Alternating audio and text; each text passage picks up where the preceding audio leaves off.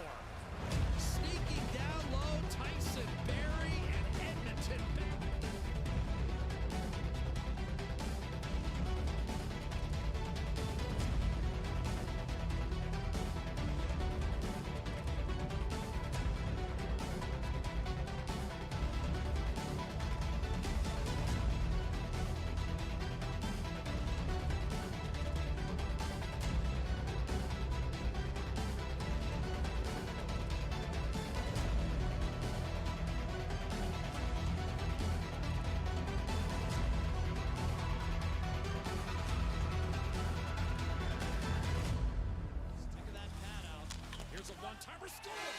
Draisaitl set up by Darnell Nurse.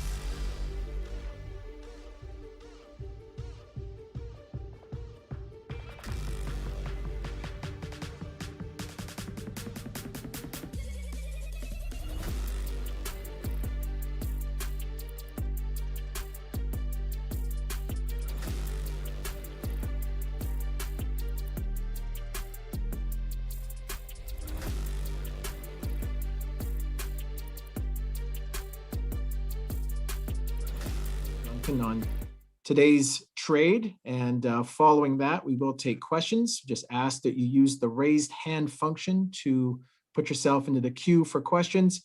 If you do have a follow-up question, we will allow that, and with that we will turn it over to Duncan for an opening statement for today. Thanks, guys. Thanks for joining here. I guess first off, I'd like to thank the Chicago Blackhawks and the Blackhawk organization, Rocky Wirtz, Danny Wirtz, and the entire Wirtz family for allowing me to be on their team for the last 16 seasons. We had great memories and great run, and Chicago Blackhawks are always going to be in my heart.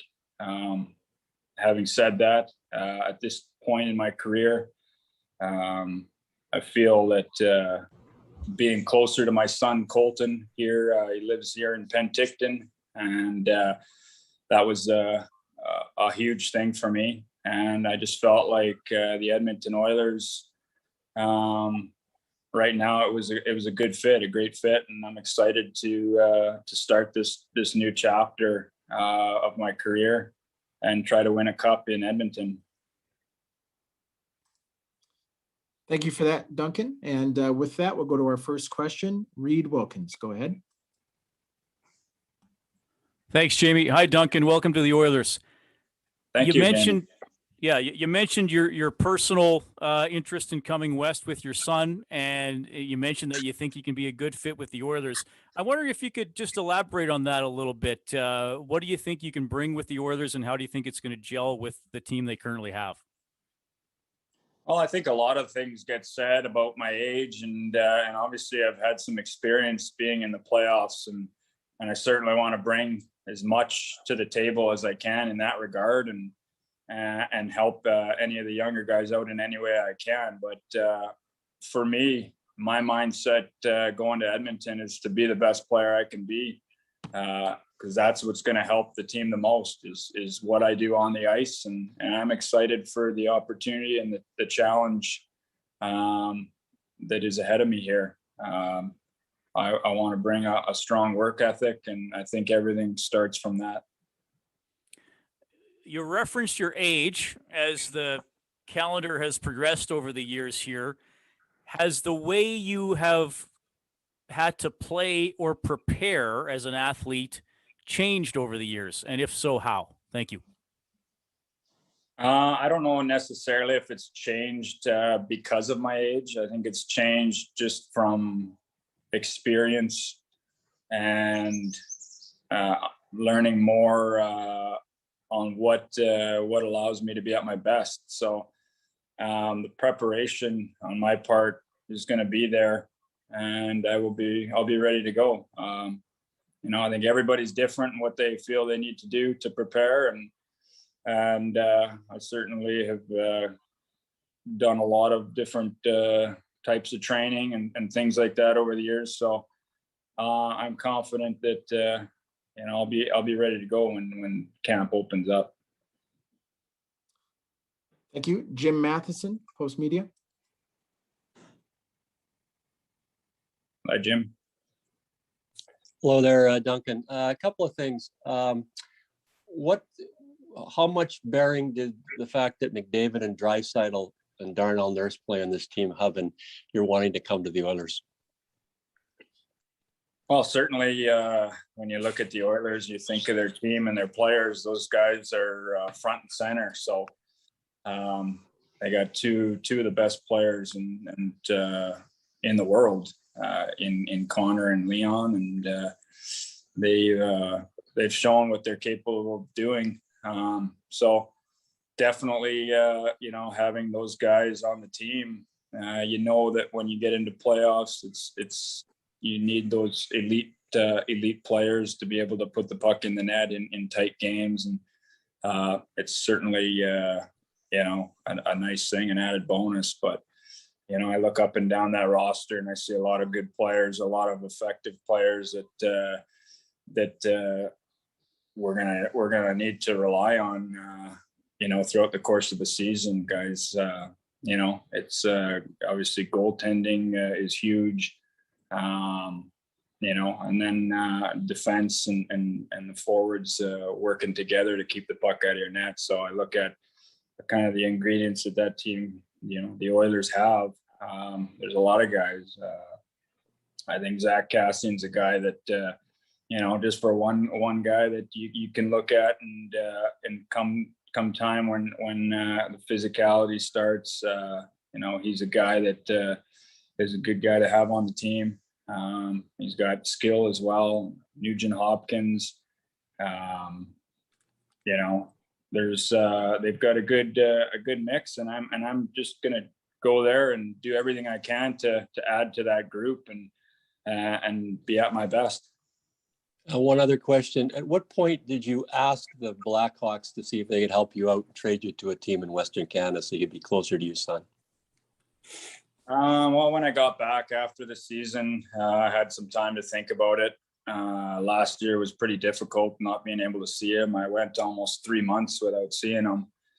And then had a quick little visit, and then, another close to 2 months without seeing him. So I know that the border restrictions and those type of things might be a little bit different this year, but I was still at a point where, he's 8 years old now. He's got his things going on. And so I just thought that as time went on in the off season, I realized I didn't want to, I knew I didn't want to go those long periods of time without seeing him. So, I'm excited to be closer to him and be able to see him more frequently and have him more involved and being able to come down to Edmonton. Thank you for that, Duncan. Mark Spector, Sportsnet. Hey, Duncan. So you bring, there's two questions I have for you. The first one is you bring this intangible that you've played on a team that's won. This team in Edmonton has a lot of things going for it, but it hasn't figured out how to win the playoffs. Can you take us sort of back to how you figure that stuff out in Chicago and I guess tell us, people frown on intangibles a little bit these days. How important are they and what can you bring to help this team figure out how to win when it counts? Well, it's a tough question. I mean, everybody's looking to win, and there's a lot of good teams in the league. It's easier said than done to win a Stanley Cup. There's 32 teams in the league, and everybody's trying to win the Stanley Cup, and everybody's got good players on their team. So, whatever little bit of experience I can bring to the team, I'm going to bring that. But my work ethic on the ice in games is what I'm going to have to bring. And, I think as a team, you go through a lot of ups and downs in a playoffs, and no team wins the Stanley Cup smooth sailing. So I think it's just being able to kind of ride those valleys and those ups and downs a little bit more smoothly. And if I can bring that experience to the team, more of a calming presence, then that's what I want to do. But having said that, it's something as a team that you need to go through in order to kind of understand about what it takes. And every year is a new challenge, and every year is a different group of guys. So I'm excited about this challenge. I won't lie to you, bringing in a 38-year-old player hasn't always gone well in this town. People will be skeptical about another older player coming in. What do you have left as a player? Where's your game? Oh, I feel like I got a lot. I guess once we hit the ice, we're going to see who's a step behind out there. So I'm not much for talking. It is what it is, and we'll see what happens when we get on the ice. Daniel Nugent-Bowman, The Athletic. Hi, Duncan. It all seems to be here that you'll play behind Darnell Nurse and probably have some less taxing minutes. That would be the thought that you would in Chicago. What do you think about that as a player, and how will you kind of adjust maybe your game to that role? Well, I haven't really discussed any type of role. I think training camp sorts that sort of stuff out. I'm sure the coaching staff and management have their ideas and whatnot, but my mindset is going to training camp and try to earn the respect of the Oiler players and the people in Edmonton, and that's it. And that's what I plan on doing. And however they see me fitting in to try to help the team win games, that's what I'm going to do. Thanks. And you mentioned the situation with your son earlier. How do you think it has kind of impacted your game? Has it impacted your game, and how will it help? I guess probably being closer to your son. Yeah, that's a good question. Certainly had some times over the last few years, especially where you get pretty down. But I've always been pretty good at compartmentalizing certain things and trying to focus on what I need to do as a player to help my team win. So I just look at it like nothing is changing other than the fact that I'm going to get to see him more, and that's going to be great. And I think that's going to be a great thing for me and my family. But in terms of my on-ice play, I'm going to give it everything I have. Thank you. Jason Greger, TSN 1260. Well, Duncan, congratulations on getting closer to your son. I want to ask you, when you had a lot of success in your career, there was continuity. You played with the same pair, same partner a lot. The last few years, you haven't had that. How much does continuity matter, do you feel, to success for a defenseman? I think with any player, whether it's defense or forward, if you play with somebody that for a while you develop that chemistry, and naturally I think certain players have better chemistry right off the bat than others, but it can always be developed through some communication and just kind of over time getting a read on certain your partner or your line mates. tendencies. So that's something that every player deals with throughout the course of their career. Even when you're a kid, you're playing with different players, and you realize which guys like to pass the puck maybe more, and which guys hang on to the puck and hog the puck when you're in minor hockey. So, I've always taken a mindset where I try to be at my best, and that'll bring out the best in my defense partner. So, whoever that is, I'm gonna try to be at my best, and I'll let everything take care of itself.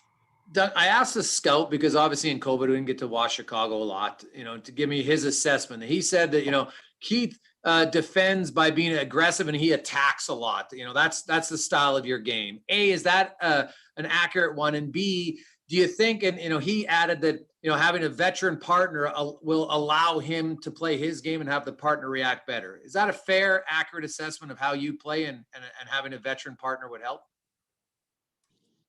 Yeah, I think using my speed and my quickness to close in on players is something, part of my game, where, I think that's always been my game, is trying to be quick and close in on guys, having a good gap, all the things that we, players and coaches talk about as far as playing good defense. When it comes to a partner, I think there's whoever my partner is, whatever situation I'm in, it doesn't matter. I have to be at my best, and I look to keep on trying to get better. And I certainly think it helps your game if you're with a partner or a line mate where there's a lot of trust there. And if you have that trust in knowing the play and what's going to be made, it can allow you to play a little more freely and play your game where you're not second guessing anything or hesitating. Stephen Wino, Associated Press.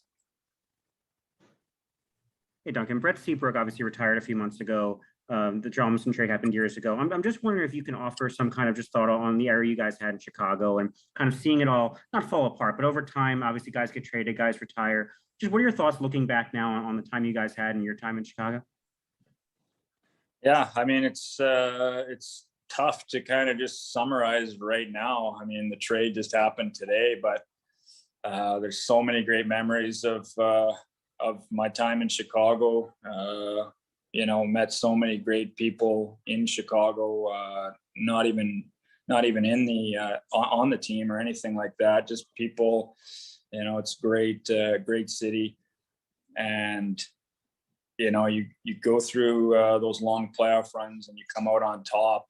There's no better feeling. And so that's the goal. That's the goal here, going to Edmonton. I guess life rolls on. It's tough to leave Chicago. I've been there for 16 seasons. I was drafted there. It's a great organization. We were always treated, first class as players. I was really part of a kind of a transformation of that team. And I just feel grateful to have been a part of it, and play with so many great players in Kane and Taves and Hossa and Sharp and Seabrook, Hjalmarsson, and then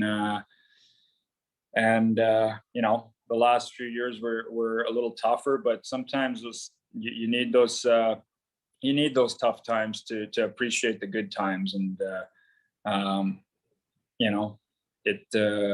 it's tough to leave, but I'm definitely excited for this new chapter and this new challenge. Mark Lazarus, The Athletic. Hi, Duncan. You touched on this, but it's not something a lot of guys have talked about. Just how isolating and mentally challenging was this past season, for not just you, but for everyone? And did you as players talk about those things, or does everybody kind of just bear those burdens privately? I think we kind of talked about it as players, for sure. I mean, we all realized kind of what we're going through, but as time goes on and I think it kind of it weighs on you. But the hardest part for me was not seeing my son. I can deal with not going to restaurants and things like that. I like to be around people. I like to enjoy being around the camaraderie of my teammates and my family and friends.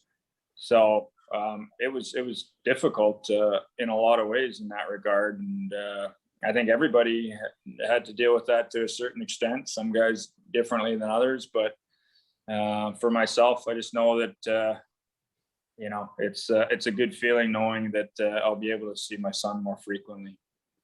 I know this isn't the best forum for this, but what are your memories of Brad Aldridge in 2010, and how have these lawsuits been viewed by you and your teammates from that era? Yeah, it's tough to see, to hear about those things. Obviously, it's a very important subject and something that's going on right now. And for me, I'd rather not get into anything like that in terms of my memories of that and what happened. It's been a long time, and I realize that people want answers and they're doing an investigation, it sounds like. But for me, where I'm at right now, I'm just I'm thankful and grateful for all the years I had in Chicago and the opportunity that the Wirtz family gave to myself and my family.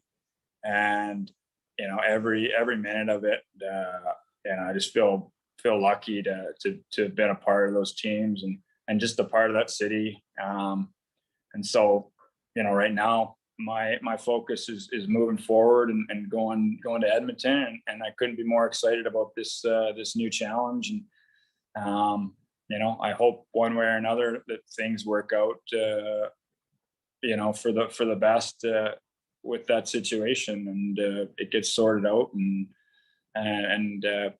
there's some way to move on for everybody. Okay, final two questions. Jack Michaels, 630 Ched. Duncan, I'm just curious, and you said it, the one thing you haven't done is be part of another organization. So to that end, how do you anticipate working the room and getting your feet wet with a new organization and new teammates and guys that undoubtedly to some degree because you've been in the league so long, but it's still going to be a little bit like a new kid at a different school, I would think. Yeah, it's gonna be exciting. I'm excited to get down there and excited to start a new chapter here. I've been on different teams over the course of my career, whether it was Team Canada's and meeting different players and different coaches and changes in scenery and things like that. But no doubt that it's going to be exciting, and I'm looking forward to it. I'm going to do my best to just be myself. And hockey's hockey. Hockey players are all pretty good guys, and guys have reached out to me on both teams, and it's a sad day on one end to be leaving Chicago, but also an exciting time to be moving to a new team with new teammates that I'm looking forward to meeting and getting to know and competing with. And I had a chance to talk with a couple of people who've covered you and know you fairly well off the ice. And one of them said, I think he's still got a lot to somehow prove, even though he has nothing to prove. And he's still got the same chip on his shoulder he did when he was 18. And I think he meant that in a good way. Like, you're still highly motivated. Can you speak to that a little bit and why you feel like there's still more work to be done in a career that seemingly has it all? Well, I think I'm a competitive guy. So while I'm competing, I wanna be at my best. And I think in Edmonton, it's going to be a competitive environment, and I'm going to do everything I can to, like I said earlier, earn the respect of my teammates, my new teammates, and the coaching staff and the organization, but also the people in Northern Alberta. I know that they're a passionate fan base, and they want the team to be successful, and I'm well aware of that. So I'm from Canada. I grew up in Canada. I understand, and I'm excited to be going to Canada and being in that type of situation with that type of pressure, and we'll see when we get on the ice how everything shakes out. Final question, Ryan Rashok.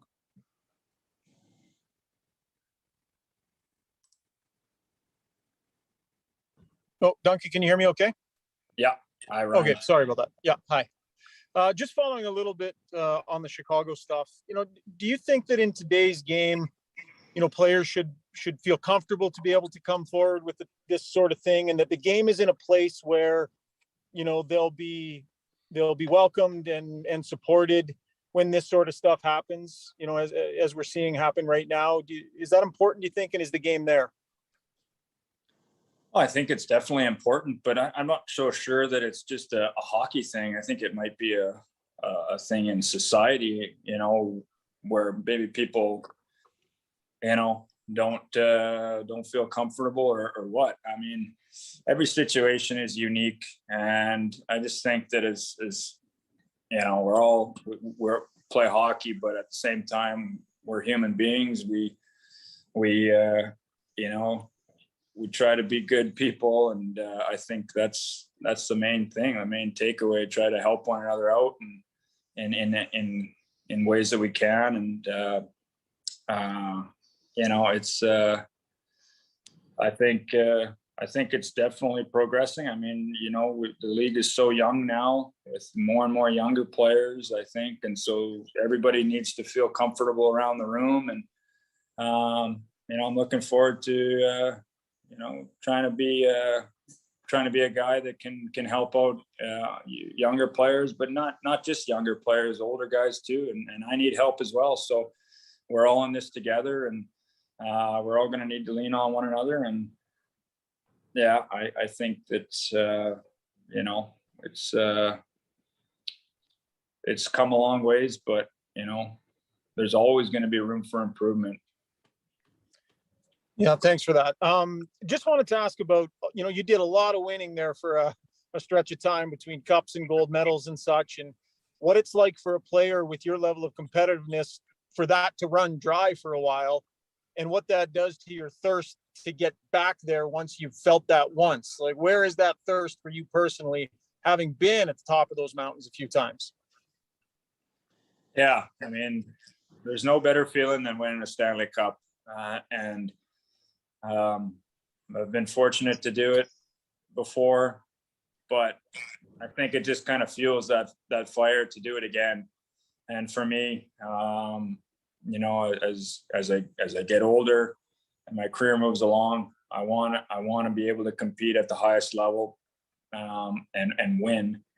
But also I want to compete, and I want to challenge myself to be at my best. And I feel like that's when I'm at my best, is when I'm challenged, and the Oilers are gonna need me to be at my best, and I'm aware of that, and I'm looking forward to it. Appreciate that. Thank you. Thanks. Thank you. That concludes today's media availability with Duncan Keith. We will send out coordinates very quickly here for an availability with Ken Holland, so stand by for that. But thank you, Duncan, for your time today, and thank you, everyone, for joining us. Thanks, guys.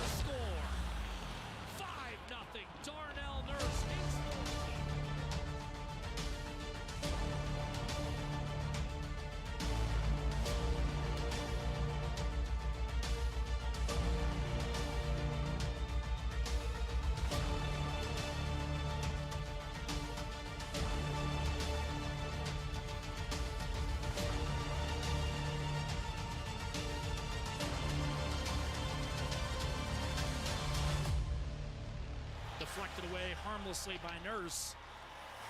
Caulfield managed to get to Tatar. He gave it away. Draisaitl stretch pass. McDavid the breakaway to win it. Wrist shot, score! And Edmonton wins 4-3 in overtime.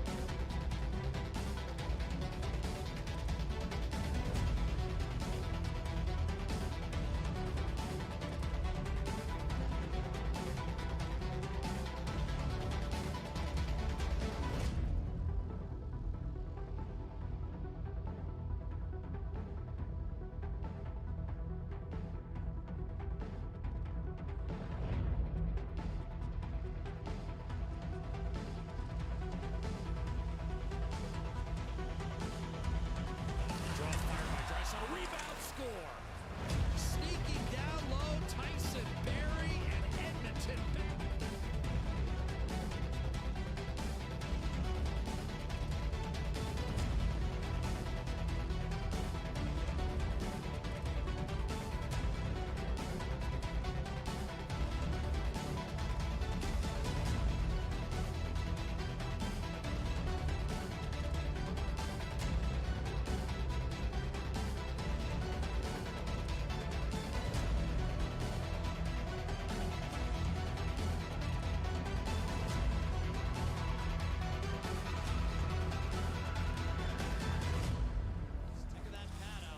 Here's a one-timer score.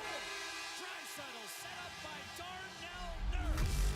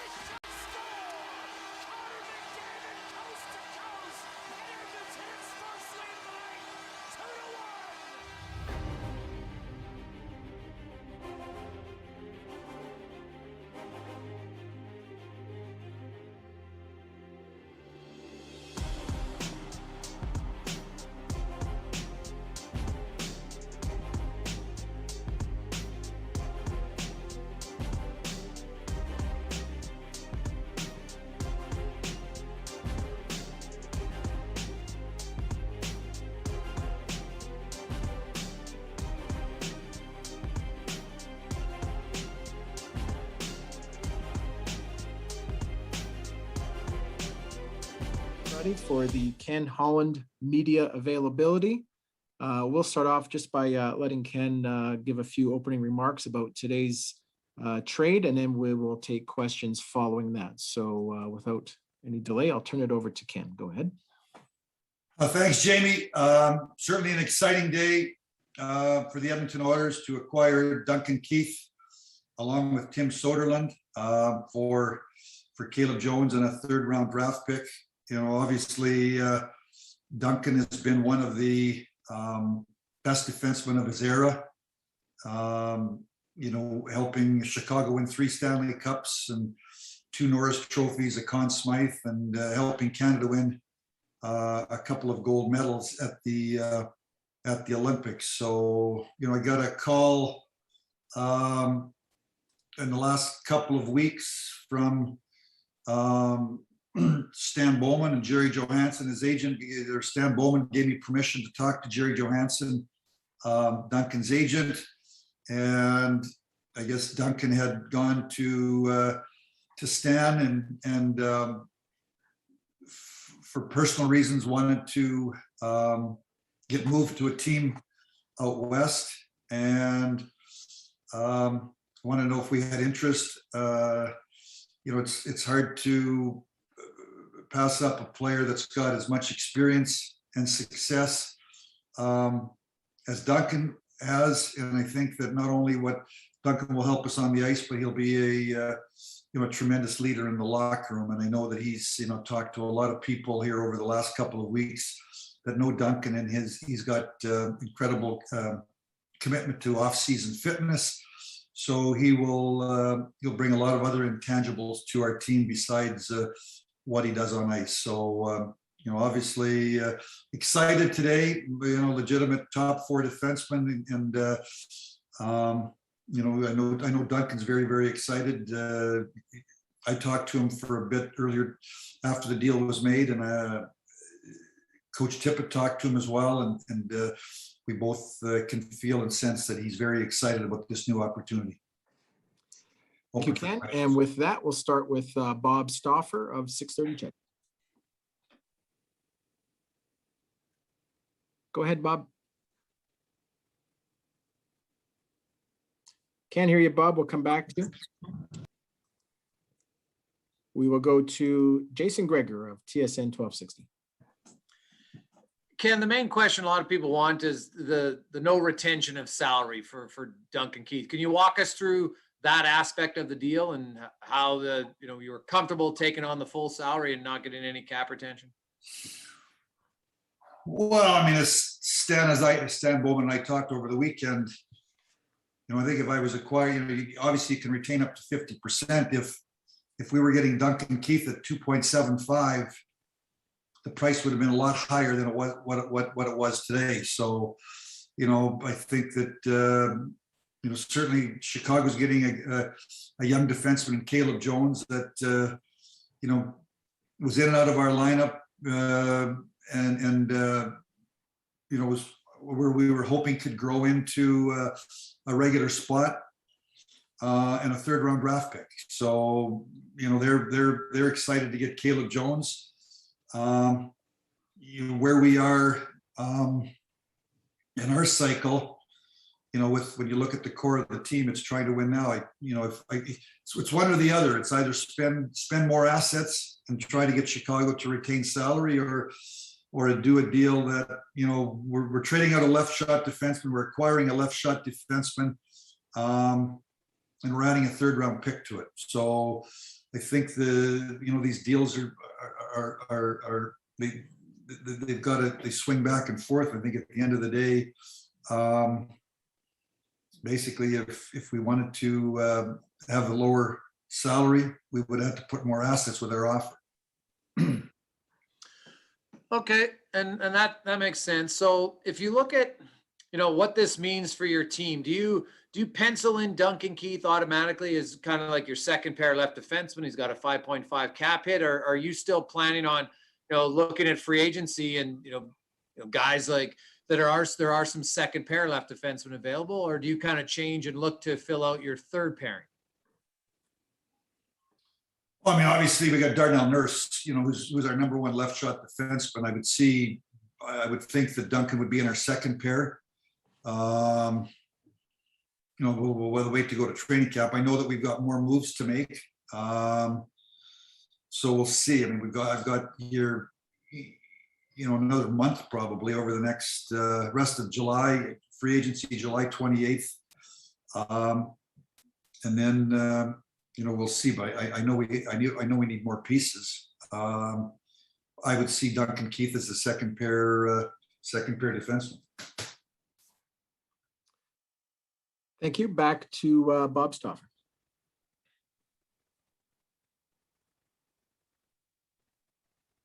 Still not getting you, Bob. I'm sorry. We'll go to Daniel Nugent-Bowman of The Athletic. Hi, Ken. How does today's move of bringing in Duncan Keith impact your potential ability to re-sign Adam Larsson?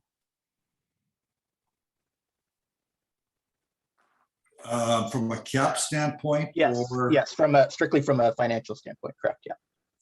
I've been in negotiation with Adam. I'd like to re-sign Adam. I've got, money set aside for Adam. Ultimately, it's Adam's decision, whether, when a player's an unrestricted free agent, it's they've earned the right to determine where they want to play and how much they want to play for. So it has no impact because we do have cap space available. And so, it seems like Duncan Keith, he really wanted to be in this geographic area to be closer to his son. Obviously you seem to really value him as a player and why you acquired him. But was there a case to be made for potentially trying to put the hammer down a little bit more because you were one of only a select couple or few teams that he was even interested in going to? Well, do you want me to get him for free? Not for free. No, I just wonder if it was very odd. You wanted a lesser price? You didn't want Caleb Jones? You don't want the draft pick? You want them to retain 50%? Where you go with which would you like me to do? I'm just curious. I'm asking you. You're asking me the question. You're asking me something about. Did you want me to try to get them to retain money, or did you think I paid too high a price with Caleb Jones and a third-round pick? Well, the salary, as Jason Greger brought up earlier, I guess the salary retention is the biggest one, more than anything you gave up. So I guess if you're, I guess Daniel, my answer would be, Caleb Jones hasn't yet established himself as an everyday defenseman in the National Hockey League. He was in and out of our lineup. He shared time with Chris Russell and Lagesson and William Lagesson and then we got Kulikov at the deadline. So I don't think he played a playoff game. So he's still trying to establish himself. So I traded a young defenseman. We've got Broberg, we've got Samorukov, both are left shot, probably play left defense. Broberg can play either side. So we're trading a young defenseman away that hasn't yet established, and a third-round draft pick. And as I said to Jason, in my conversations with Stan Bowman, he's trading one of the leaders of his team. Certainly, he's 37 years of age. I'm hoping that in this trade, where I acquired a 37-year-old defenseman in 1999 from Chicago, Chris Chelios, he played 9 years for the Detroit Red Wings. Now it's a different time. I understand that, but certainly Duncan Keith is bringing more to our team, or from a leadership standpoint than a young player. So. I think that we had that conversation a few times over, Stan and I, about the salary, and Stan made it clear that if he wanted us to eat salary, we had to up the assets. At the end of the day, I guess Stan could. Your feeling is that there's a limited team to go to and I can squeeze somebody. It's hard to squeeze people in this league. Like, I mean, you got to do deals that work for both teams. And I think in this case, certainly we took on a cap number, but we were getting a veteran defenseman, a leader, a guy that's been in many, many important situations at the Stanley Cup playoff time, at international hockey. He's bringing leadership. Played 23 plus minutes a night last year for Chicago. I think he was their number one defenseman in terms of time on ice. There's a give and a take, and the deal has to work for both teams. So you can sit on the sidelines and analyze the deal. I got to make a deal. I got to try to do something to make our team better. And I believe I made our team better today because we've got a legitimate top four defenseman. I know that he's 37 years of age, but he's motivated, he's excited, and he's bringing in lots of intangibles that it's hard to put a price on. I don't know what they're worth, but I do know the teams that go on playoff runs and that are good. We just watched recently this past week, and you look at the veteran players and the impact that they have on those teams. I think it's because of their experience, and certainly that's the hope. That's the belief that what Duncan's going to do for the Edmonton Oilers. Ryan Richard, TSN. Thanks, Jamie. Ken, I think, just in listening to Daniel's question and Jason, there's a, the implication that Duncan Keith's value at about $5.5 million, that you guys believe he's a defenseman that can, that is worth that amount of money and will give you that value. What kind of, how much do you dig in on Duncan Keith's game and where he is right here and now? Everybody knows what he's accomplished in the past, but what signs did you see from him that give you confidence he can play as a $5.5 million player on the cap hit, and that his game is still in that space, where that cap hit is? I looked at the guide and record book. So, okay, the guide and record book. Well, what I'm saying, Ryan, is the players that accomplish. My experience is that the players that are, win Norris trophies and they're at a high level for a long time, they appear to be able to to back off Father Time longer than other people. And he played 23 plus minutes a night last year. It's not like they was playing 14 minutes a night. He had the most minutes, I think the most minutes on the Chicago defense. So certainly my hope is that he's going to come to Edmonton. He's going to get excited about the opportunity. And I look at Mike Smith last year at 39 years of age, the impact that he had on our team. You look at the passport, the birth certificate. I got it. I totally understand. I totally understand that, but I think that this isn't an exact science, and I think that he's a winner. He's competitive. He's committed to fitness. He's got experience. He's gonna have a lesser role in Edmonton than he did in Chicago. Obviously, Darnell Nurse is going to take up the matchups against the other team's first line players. So I think in a different role. And when I look at what he's accomplished in his career, that's what I'm saying, the guide and record book. When you look at what he's accomplished in his career, certainly the hope is that he's going to come in and he's going to play real well.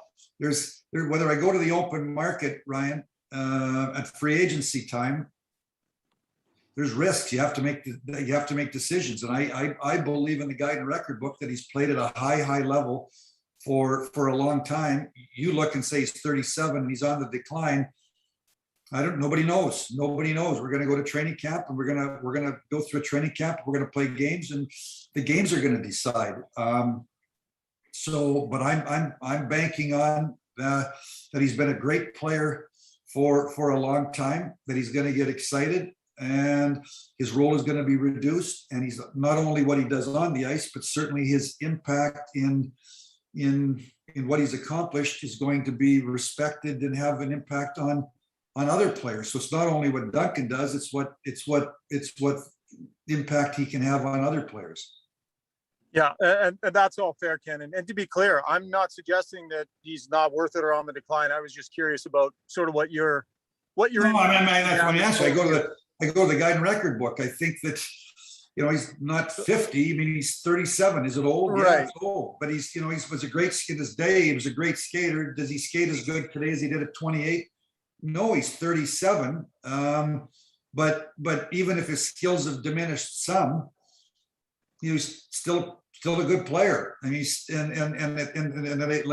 said, when I get into the conversation with Stan Bowman, if I want to spend more assets, then he would have conversations about reducing, retaining some money.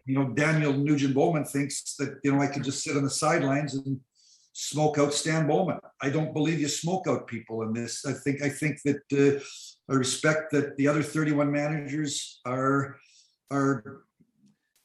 very good at what they do. That's why they got those jobs. And at the end of the day, it's got to be a fair deal. And probably Stan Bowman would like to have gotten more assets, and I'd probably like to have Duncan at a little less cap number. At the end of the day, it's the solution was that what you heard today. Yeah, you've talked a little bit about analytics in the past, and how involved you are or aren't in them. Was there something in the numbers or the analytics that you find important or value in? And I don't expect you to list them off for me, but was there something in the numbers of this that painted a picture for you that his game was still very much there, and that it was still in a good place that way, outside of whatever time you had to watch him play this year? What do the numbers tell you? I don't know if this is a numbers decision. What I'm saying, Ryan, is I can't put a price on 3 Stanley Cups, 2 Norris trophies, a Conn Smythe trophy, 2 gold medals, his leadership, what he's meant to the Chicago Blackhawks franchise, how he's played, winning the Conn Smythe trophy in 2015. Is he the same player today? No, he wouldn't be available. So part of this decision is am I aware of the analytics? Yes, analytics aren't as good as they were in his prime, but I'm not asking him to be our number 1 defenseman to play 25 minutes together against the other team's best players. Darnell Nurse is going to do that. So in a lesser role against lesser players, in a new opportunity, playing with a different team, does he get excited? Does the adrenaline pump a little harder because you're excited about the new opportunity? So, I think if you sometimes you have to, am I aware of the analytics? Am I aware of the statistics? Have I talked to my staff? Yes, we've done all that. We've done all that. And, like I said to you, this has gone over 2 weeks. So it's not like, Stan called me on Friday and we did the deal today. Over the last 2 weeks, we have talked about this. I've talked to,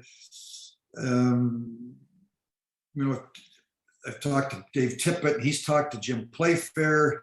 I've talked to my pro scout people. I've talked to the guys that do the analytics. We've looked at the numbers. I've made calls around the league to talk to people that know Duncan. And at the end of the day, after all that information, I'm excited to add Duncan Keith to the Edmonton Oilers. That's fair. Thanks, Ken. Yeah. Jim Matheson, Post Media. Ken, a couple of things. Did you get a reading from talking to Oscar Klefbom or JP Barry that how long he might be out, and did that have any bearing on you trying to get Duncan Keith right now? We had a Zoom call earlier this morning, but basically the Zoom call with Oscar is,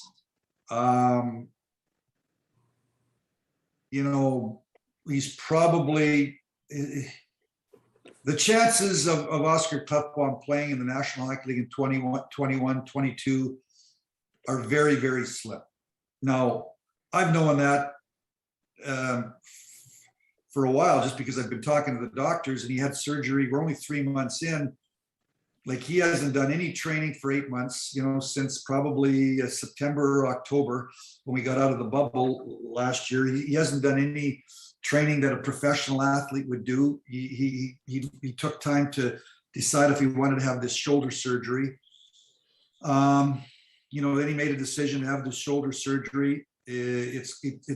Dr. Naidu spoke to Dr. Miniachi, who performed the shoulder surgery last week. I asked Dr. Naidu to talk to Dr. Miniachi. And a few days prior to that, there was a Zoom call between Clef and JP Barry, his agent, and Dr. Miniachi. So, Dr. Naidu got all that information. We were on a call today with JP Barry, Oscar Klefbom, TD Forrest, our athletic trainer, Dr. Naidu, and myself.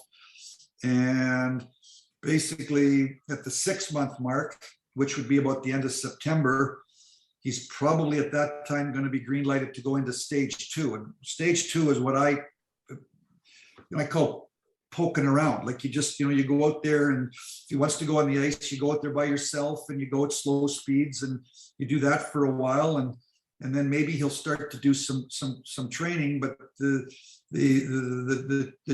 chances that he's going to play professional hockey in the National Hockey League in 21-22 are very slim and remote. But again, it's not like I found that news out this morning and I made the deal this afternoon. I've known that for a while because I've been in communication with JP Barry, who represents Adam Larson and Oscar Klefbom. So I've been talking a lot to JP about about Adam. And we'd also, every couple of calls talk about Oscar. So I know that it's in talking to Dr. Dr. Naidu. I don't even know if he can put his arm fully over his shoulder yet. So I don't expect to see Clef playing for the Oilers this year. And getting back to Adam Larson, obviously you're protecting Duncan Keith because you just traded for him. Are you close enough with Adam Larson that you see him maybe playing with Duncan Keith, and that after the expansion draft there's a pretty good chance that you can sign Larson? I know that Seattle can talk to him for 3 days or whatever it is, but are you pretty confident that you can get Larson signed? No, I'm not pretty confident, but I'm not confident. I've talked lots to JP Barry, and last week, Dave Tippett, myself, got on a call with JP and Adam and his Swedish agent Peter Werner, and told him that we want him back, how important he is to the team, and I also kind of tipped him off that I was having some conversations with Stan Bowman, and there was a possibility that today would happen. And certainly, I think Tip said to Adam, if the deal goes through, he certainly saw Adam and Duncan Keith being a good second pair for us. He is obviously an unrestricted free agent, and Adam has to make a decision as to what he feels is best for he and himself and his career. So, if I was confident, we probably would have been done by now. Because I've been talking to Adam or JP Barry since probably February or March. So, I don't, so we'll see. Stephen Wino, Associated Press. Hey, Ken, you mentioned about obviously talking to Larson and all that, but what do you envision as the next few days and weeks for you guys as an organization? And how much chatter is there around the league about trades right now, given how quickly everything can happen with the Seattle expansion draft coming up?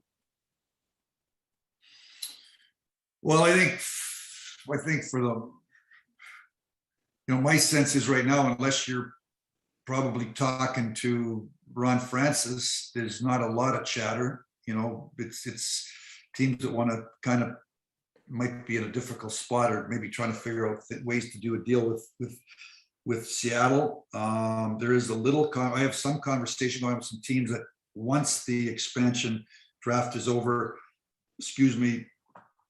you know, I think I expect things would heat up. They make their selections on a Wednesday and the draft is Friday, Saturday. So if there's going to be some action, it would probably be that Thursday, Friday, Saturday through the draft weekend.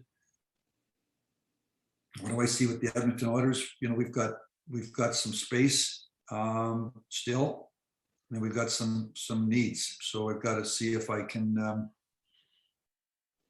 use the cap space to fill some needs.